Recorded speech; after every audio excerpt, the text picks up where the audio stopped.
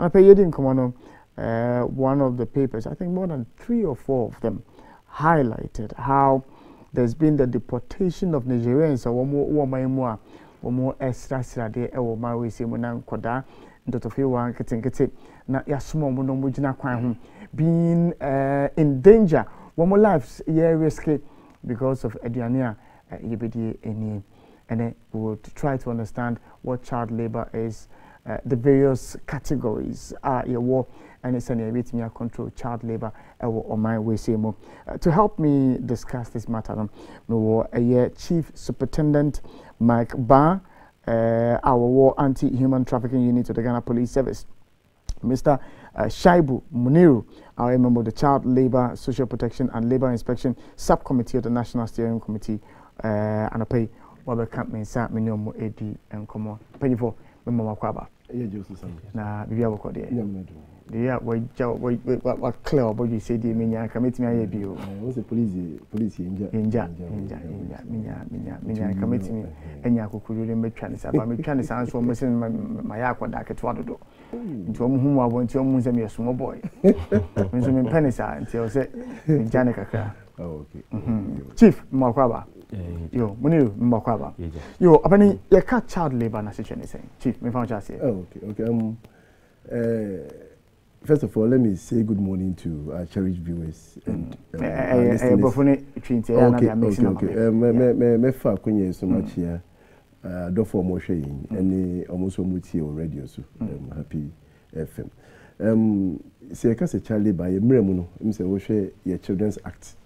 Ye at 560 ye passing no 1998 na ye ka se child labor ye dwuma bi a wo di abofra bi di be nya sunsuanso boni ewo na pomudin ene na disua ene the total or the overall development of that child nti adwuma bi a wo di abofra be ne benya sunsuanso boni ewo na pomudin ni suku kro ni mfa ni total development ni no your friend say child labor na you mu ahodo you child labor the worst forms of child labor. Okay. So I can say worst forms and you can say the serious form of child labor.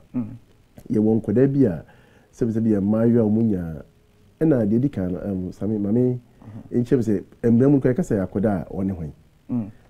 Wash your constitution no article 28 na and your Children's Act na echere say obi biara won't fear do what and say any person less than 18 years abofra. Okay. Free versus 0 or 1 na kopim 17 kopim so obinya 18 years no oye abofra. Enti egu obehwa won say the sa emofrey omo recruit omo at times from the coastal areas. Na dey omo lake no so no ko adwumaden at the expense of their education and no more health. Egu okwa ukoye rescue boys abofra no some of them were holding heart. If you cry, you're more nourished, near adi. And you say worst form of child labor. If you want to open say near the moon, mining. Mremuno can mine a crying cabofra and call crabbetti. Ye dibinum ye, and also a worst forms of child labor. And then your uncle there be a yes, I do almost see tutu. Yes, child prostitution. I won't penny for Omodo Muyas Edumano, a Jimusika. And you see child labor. You bet me aka hawking, quarrying. Hey, you may be a so bonny a yema war above France. And there be a minor once a year above Fry be out in the quail food, be a quack age may be a ninety a bit above France. And also a child, but a catch child labor, say, words from no. It's interesting the distinction you place between the worst form and the less dangerous ones. Chief, Abu Modern actually child labor, who's a child, and the forms of child labor we may have. But you stay a little bit on what went into the decision to use education, the mental state of the child, and in the physical well-being as to its determination say akodano yet no a laborious adwuma o mention eja wode ne ma eko afum o mention fisherman wo training ne ba in the trade of fishing. We mentioned several carpenter near watching about carpentry. Exactly. At what point, and I made Chilema Koda betrayed child labor? Okay. Yeah. Thank you very much for the opportunity. Okay. Let me start by saying, say, and yet, you may be a Akolane Yeno, and now, child labor. So, to help us determine what is child labor, there are certain conditions although in place. Okay. Into waka the age of the child. But Mamateba can working conditions. Afrano ejuma what are the existing working conditions? Are there hazardous activities involved? Today, as we back farm in today my can only necessarily do a child labor, but okohodom na farm and spraying, for example, hazardous chemicals. Now, friend in the namwa, likely their friend obeying inhale them chemicals and now affect physical well-being. Education very important. May you win there a child labor or prevent in Baframa Mawunya the benefits, the full benefits of education. May you win saying that they try to combine working with education. Into yesterday, yes, in Baframa won't go school, but we are seeing that they are combining it with work. I don't know, so the emphasis is on getting the child to go to school and getting the full advantage out of school. But yeah, when you there, but family be go school, teacher chaza and all your day, and all your day. And actually, be a friend when you know you juma and sana and a panwaka got in the classroom. Not in a classroom in input. It be an anajuni as a teacher or chanado. In the concentration or shabano. What any year now I found a way when now I can call there more into education is very important. If a young constitution demand, there are certain rights or them farmer will enjoy. Education is part of those rights or them farmer or come. Until yesterday, this year no, yen focus on child labor day no, or true social protection to ensure that child labor is at least eliminated, if not brought down to the barest minimum. The issue about the causes of child labor pops up. The menyumba yewofi malama medimpo oyeten as a menyunum ko school no kwa obekere muntu atar okwa ore moto mpaboa okwa ode diban bi de meti man modiko ni books bi pen bi de moto chalk bi de moto obekere muntu prae memfambra obekere muntu tiro memfambra baby kwampo obekere fa semina ka ho ene COVID-19 be obekere fa afenen hand sanitizer ono so ka ho the miska ni minyi bi enti semeba no ombra ne enkwefum na yenkotete oboso ne yemfambra ne yemboton na menye sika ni bi na afaba na wontum mfanko school a ono so ma atumra inyo mo mi de aya you awufu bi wa genuinely will face challenges with sikasam omama wamba wako school. There are genuine cases, but there are also cases that yet the poverty as a excuse because by you there also in school, but as a friend called Lake Canado in a year 1,500 cities. Now them 500 cities obey you there. In the long run, you are perpetrating poverty. In the bone ebusiani yes, in school, but farmer yet on one, another yet on one. You end up yet on one to them, but walk. Nay, you walk a money 500 cities. 500 cities in your bar. On do on ye and BBR. Naturally, poverty na cycle na no then or tiadon. Into the genuine cases of poverty, no, me sure that a ban so or ban home button. If share young team now also social protection, education in home, school feeding in home, ejuma yebobwa ma awufu wenye ejuma waye economic empowerment. BB today F and farmers there. There's some distribution of fertilizers, any improved seeds. These are all the my friend then interventions are ban oza to in place obobua wona sebio wo poverty line wo from the crowd and once we pay the home kakra so that they can also participate in the discussions of the economy. Chief, how do you distinguish between obia genuinely poverty enti eno onene ba eye adwuma any obia oboni trim po say one day media akora na eye adwuma? Sami, and I'm preppy, you know. In fact, we hide behind poverty to perpetrate some of these offenses. Sami, I'm say, Minister, wa for young kwano mo. Dabi. We are insia and so watch it. But you must be anywhere. Ye dear ko ye ton me ko ye adwumaden ema enu nti no enya sunsuanso boni e wo ye disuanso ene wo hawan kosuku a anka mutimi metra enti yen kasa emofra enye adwuma. In fact, we share the labor law na the Act 651 even the legal employable age in Ghana 15 years. Enti a chance abofra kura betimi aye adwuma ama waje aketua. Ba je so bi woko yemra no so a 13 years abofra betimi aye light work. Enti yen kasa emofra enye adwuma.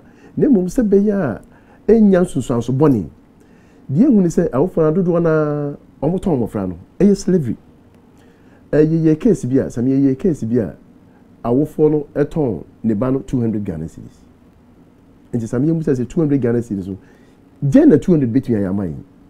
Ye jisika no so a enye se bia ye de eye bi papa bi e bia o be ma excuse me e say no okware foforo or your bar or person party or turn to my foforo at the expense of the education of that child. Uhwes omo de sankra na ye adwuma na perpetrators na omo ankasa ma e wo school eno na ma ye serious no omo ankasa ma egu school mami a me kana semi oto abofra no 200 Ghana cedis abofra no ko wu yeji obi di abofra no ko ye adwuma ama abofra no eko wi brank abofra no bebo ene na pomodeni ni nyina ehye kwa awofo ewo the primary responsibility of taking care of our kids, of our children. And I was said, so ba, untimi infa ohia, and then something, uncle, I'm Robert Scrap, where you say, Miss Wihiantin, Miss Wicoy, robbery. And so I was say, you share a honey. Now, dear ma, and a high, Mr. Awoof, Obu, how to say, and yet genuinely. If I say you here, and no, we will investigate. In fact, we shall run more. You investigate. If we rely on social welfare to get the social inquiry report. Be me no tibia, and a year about friend room, and in doing so, the court will take all these things into consideration. And sana or pronounce it, if I say sanctions and that's a punishment. A woman, and she should move back to sampa. Generally, if you have a case. Ye wo kwan ye faswa ye address nyese bia wode abofra no ebekwa kwa adwuma ayi wasedi na de na wode onko ye sa adwuma na mfa hwa abofra no ne mu abofra no ene wo so okohwe uhwa ebu a large family size enkoda be 10 o se ne kwadwo wadi 11 wadi 12 ene wo kone kwa adwuma ne mfa hwe afofra aka em se emra no emma kwan sa abofra no so wo se ne menua moniri kan no o won right o I say also timi e benefit fully se ne open your right sana abofra no so I want right. Say be obetimi akọ school. And na be also some the means ehun say child labor no any such child trafficking in Pono worst forms of child labor no perpetuate poverty. Because at the end of the day the child labor no resulted unskilled and then unemployable labor force. In the end of the obano kra no ontimi nye skilled. Empon when adwuma be ye dache no otimi di ahwe. Someone because me to assume. But many citing instances be and for my as much as you know the worst form of child labor is condemnable, very much condemnable. But uko school those times you go school we anopa, uko anopa by 12 no ma po no abefie. Oba me say my talk crazy pain. Nti me ba me free school ba yakobo boy bibia boba 3-4. then we have crazy idea no bottles, one bottles Coke bottle ne bo, beer bottle ne bo, now gallon ne kuta crazy, now don't crazy. Aye income eba. Aton ice blog pain. Aye income eba. Yede boa if ye and Kodani Bioa naturally only entrepreneurs they just love to trade, not necessarily because they are helping the home, but are you born entrepreneurs, you know, whether so go school, won't go school, or person beton in that respect, you know, you ever will be by a report, Mamma, so as soon as in the bano or ton adio and they be an bano and or ton adio and at the end of the corner to the command the corner component at here and you know. Intervene in such a matter. How do you address such a matter? Yes, Sabe Dancy. Senem dika can say, Yankasa Bofra and Yejuma. And medical cry site is employable age in Ghana 15 years. In 2 years, Bofra, it's me, which are light work. Never mind, here say, a Yansun so bonny, I want addition. So, some also has auto increasing. What they bois, but it did not in any way affect your education. And now, and I'm able. Auntie, Yankasa Bofran and Yejuma cry. Nemo, your bread, ne bra, and what's up, Bofrani? A bit to say, Ubenya, fancy be a Bofra Pon school bar, maybe a mamma run a shop will be, or Pesa Bofana assistia. It's even a Hansi Aquadano, in mathematics. And I say, financial, your costume, I say, financial accounts, and a buano. Nemum, a beer, a Bofan betra, copim no ciano, watch. And on a Emrano, Osham Ranua, Etia. Say, Else, a Yamasa Aquada by 8, 6, I said by 6. Now, what few, and I said, yeah, Okosqua de Chiana, and Yansu Sanso Bonnie. Now, some are credit Nemua, Nebia, no watching, no crew, no do 11 affair no beda, Okosukua, now order. And see, a bema full benefit as a Kunya, our education, Onya, and no, any issue, Yanka say, about Fanamo or Mwafu. Then it depended the kind of job, what the Abu Fan be. Many abo hazardous activity, and non hazardous. You were Juma beer, just as fishing you are making. Yeah. Abu Fabit me to Sumu. We have had cases where children have got drowned. Yeah. True.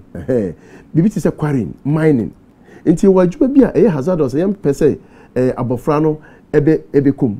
And you were non hazardous. Okay. Activities be a affect Aquano, ni Bibia, better a Buakranum Pono. And you are non hazardous. Aquan bet me, Ayesa, Jumano.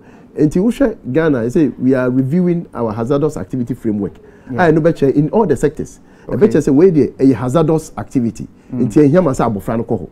Obeko used to watra 18 years. And away there a non-hazardous. Until Aquada say a cuckoo farm, say ye fishing, say ye a biano, a man betchery. Say be ya Abofrans with me a contributing to the family. Nemum a Juma be say factories where we have heavy industrial machines. Environment very toxic, very hazardous. And here must say Sabofrano now, you're many sure, but on the matter of child trafficking and child slavery, how rampant is that in our society? And in fact, also my society case we crowd shall say there was this case we did in Winneba, Abofrano. You know, that one is chapter. We have had instances where children are recruited and transported from the coastal areas of Ghana to other parts of Ghana to be engaged in those at the expense of their. In fact, Nancy Jessica Court, Oti region, a case back was na or Kofa and Mofani free Zabzugu. Out of Koyajuma. Into a community police for also a bomb more than the intercepted in Kodano. In fact, your court on a jelly papa 10 years. You go so if him Emrano and Macquarie said, we are woeful, we will be Biana who play a role in the commission of the offense, Emrano so choaso. And the law doesn't respect even the relationship between the victim and the perpetrator. So, I mammy, although there are mitigating circumstances, we are so you can still be punished. And I idea I see ye gusua ye until police so ye boy home say we are building the capacity of our officers. So we also bring the technical capacity no more to identify such cases near refer over your anti-human trafficking units of the Ghana Police Service. We are in all the regions. We have offices in all the regions. So when such cases are identified, you refer regional office no more so I so mo ntimi na bro mo so the national headquarters so kum near kwaje ne ye boa enti ade a ekoso enti o se nyina eboa wo ba bibia na hu se abofra bi asitin wo mu nya bomodi ama police asonte ye wo labor officers so quickly ye be ye ni aboa abofra no yin papa bia na auto ne ba 10,000 ne grandchild auto ne 10,000 Ghana cedis Kwadino kwa Nigeria mpo. Wow. Yes, the police nya information. So quickly we feign interest. So we're interested to buy the child. Ampa papa no free as Simfoso village we ba so beton. Ama ya abofra no. Ama papa no make us say or 7 J term of 7 years. And as I said, about trafficking na any west forms trading in him. Any book answer. Na your debt bondage. Bonded labor. Obu also media so mesika enti wo abofra ko ne koye adwuma efate saka no worst form of child labor child trafficking. Also bu ha na abofra no kra nu se obeware no de na akosiawa no wa gisika filipa ko no na abofra no ekọ ni nyina ye slavery a etia emra ani nyina ye worst forms of child labor. Enti ade a ebi ekoso wagana na me pese nyina so nti se emra no chiwa for child labor for the lesser one you will come 2 years. Okay. And child trafficking there worst from the between 5 and 25 years. Okay. In fact last year mama baako ye jeli ni 18 years. Papa baako so ye jeli ni 16 years. A total of 34 years. Wow. Enti emra no ye bo ehomodin to make sure say ye be enforce am a deterrent to add some person committee some all right. Quick one. You're just a minute to wrap up. Okay, Mama Nkade, on the 12th of June, every year it is what or it is to commemorate World Day Against Child Labor. Now this is a global event. Yeah. In the Ghana as part of being part of the global community and so. This year, Yebeka child labor on some.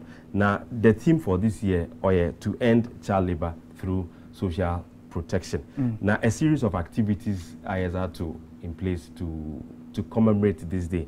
It be a press briefing, it be a media discussion. And a pay studio for discussions on child labor. It be discussions on other platforms.